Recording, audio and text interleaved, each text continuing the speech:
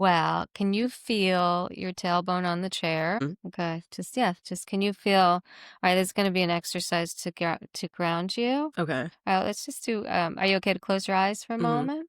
Okay. All right, so you feel your tailbone on the chair. When you breathe in, can you pretend you have to hold in going to the bathroom when you breathe in? Mm, Okay, we're holding it in. And then when you exhale, can you relax and release and let your pelvis just melt into the chair? Okay. And now below the chair is the floor. mhm. You're supported by the floor. And below the floor is the foundation of the building, and below that is the earth. So can you feel like everything below you is supporting you right now? And breathe into that support. And when you let out an exhale, can you let out a little because sighing actually helps regulate. I don't know if you know that. Try it again. Inhale, let out a sigh. And then next inhale, shoulders to the ears, lift them up, and then exhale with a ha. Okay, coming back to the room slowly, opening your eyes gently, and then just see what just that little grounding exercise, just see if that did anything. It did.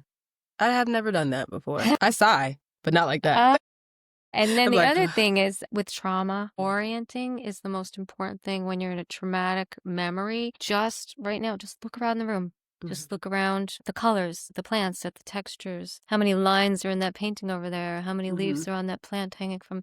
And then just really orient to the space. Like an animal in the wild that is traumatized or grief stricken, you ever notice they like go like this? They stop in the wild and then they're oriented to their Mhm. space, right? So that's what you're doing right now to get out of that traumatic I never memory of know that. grief. Yeah, you're in grief. Your dad, the anniversary, right? Come, like, Mm. especially when you're at the conference, Right.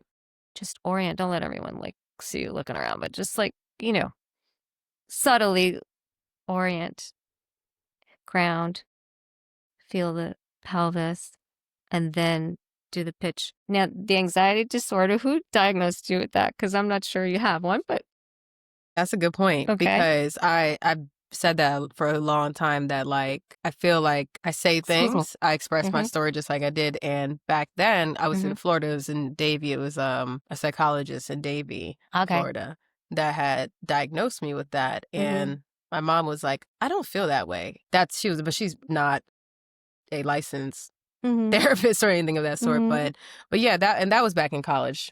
So, as you can imagine, I was just stressed out with Yeah. school. I'm at Nova Yeah. Southeastern at the time. Like, I'm Yeah. working full time. I just it was my first time and a full time DJ as well. So I'm Wow, just I'm balancing. scared. But yeah, there's something called generalized anxiety disorder. Is that what they Yeah. said? Yeah. So, I mean, I think everybody in the world has that, Yeah. truthfully. And it's Yeah. nice to normalize it because I think we all do. We all have general anxiety. Some Yeah. people worry more than others. Mhm. Sometimes it's cultural and sometimes it's just situational. And yeah, when we have these like waves in life of really high stress and then other times where it's like level. So I'll give you, I want to give you a technique to use at the conference so that grief and anxiety, Mhm. because they're both going to come up for you. Yeah. So, when I say anxiety, where in your body do you feel that? It tends to feel heavy in my chest. Mm-hmm. Like it's like it feels like I'm about to explode when I Okay. have that like level of grief or anxieties from I would say actually from here Uh all the huh. way to my chest. Are they But connected? The grief and anxiety are yes. together? Yeah. Yeah. Mm, Definitely. When I feel the grief, because the right. grief is not a common feeling. It's typically on these dates where it's like Right. either his birthday is coming up or his anniversary, which is in June anyways. So yeah, that's typically October and June are typically, Oh, which I'm gonna stop saying that they're my hard months because that's me putting it out there that my yeah. month's gonna be hard. I stopped saying that this month, and Yeah. my month was actually much easier, but Mm-hmm. it's typically hard for me Mm-hmm. in those months, and that's where I start feeling really irregulated. Yeah.